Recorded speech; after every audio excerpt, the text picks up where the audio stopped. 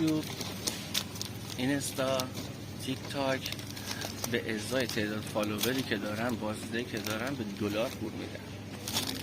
یوتیوب الان این دلاریش خیلی بونس، از همش بیشتر اینه.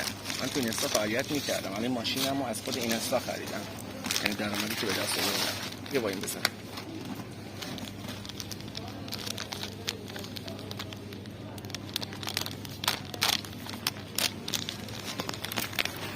قبلا بعد 4000 ساعت واچ تایم پر میکرد، الان کرده 3000 ساعت. قبلا 1000 تا فالوور داشتی مانیتایز میشدی. مانیتایز شدن یعنی چی؟ یعنی اینکه مثلا از الان به بعد به ازای هر 1000 تا بازدیدت شروع میکنه به تو پول دادن. خب شما طول یک ماه کلیپای متفاوتی میذاری، بازدید متفاوتی هم میخوره، همشو جمع میکنه، تقسیم بر 1000 میکنه. حالا ببینم این کاری که مثلا تو داری انجام میدی، به ازای این کاری که انجام میدی چند دلار گیرت بیاد. حالا چیزای آموزشی مثل کامپیوتر، فتوشاپ، اینترنت، آموزش‌های مثلا کسب درآمدها مال بورس و مورس و اینجور چیزا بین 8 تا 15 دلار بابت هر 1000 تا ویو بهت میده. این کاری که ما انجام میدیم بین 4 تا 5 دلاره. گیم و بازی مثلا تو داری با گوشی یه بازی، هر بازی، حتی مثل پول، یادت این چی اون سانگ بود، حتی این پول داری از یه مثلا گیمی داری بازی میکنی، میتونی از تصویری که داری بازی میکنی فیلم بگیری، صدات هم که داری ضبط میکنی، ولی باید تصویر صورت خودتو کنارش بذاری.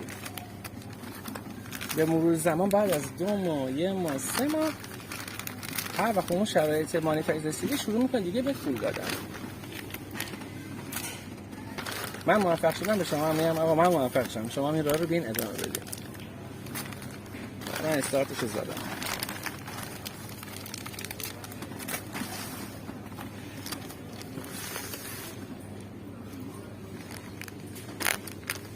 اینو میدم دسته چون جذابیت داره.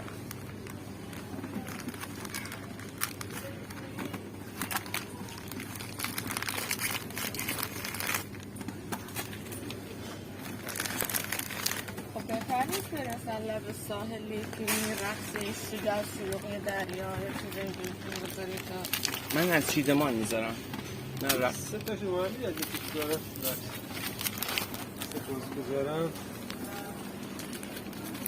ممنونم.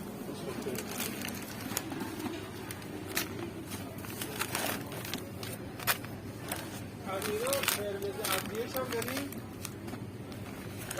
نه